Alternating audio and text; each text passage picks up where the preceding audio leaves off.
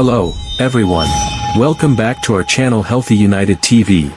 Today, we're discussing a common condition that can be pretty scary, but don't worry, we've got you covered. We're talking about nose bleeding, or epistaxis.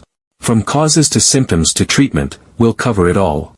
So, let's dive in. What causes nose bleeding? Well, it can be due to dry air, which can dry out the nasal passages and make them more susceptible to bleeding.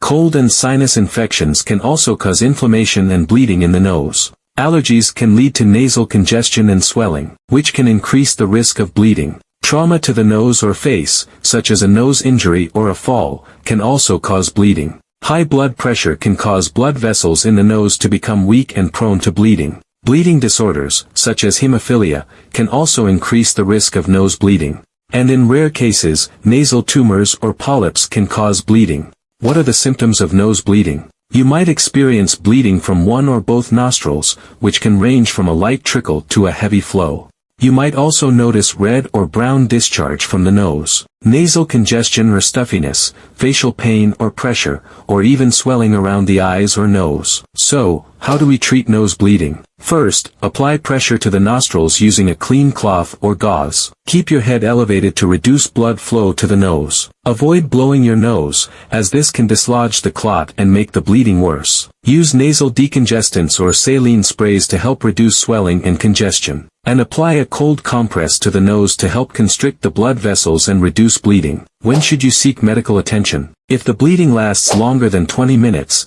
is heavy or rapid, or if you have difficulty breathing, swallow blood, or experience a nosebleed after a head injury. Also, if you have a bleeding disorder or are taking blood-thinning medications, it's important to seek medical attention right away. How can we prevent nose bleeding? Use a humidifier to add moisture to the air, especially during dry winter months. Avoid blowing your nose too forcefully, as this can cause irritation and bleeding. And avoid irritants like tobacco smoke and strong odors, which can dry out the nasal passages and increase the risk of bleeding. Thanks for watching. Remember, nose bleeding is usually treatable at home, but if you're concerned or experience severe symptoms, seek medical attention. Don't forget to like, share, and subscribe for more health and wellness content.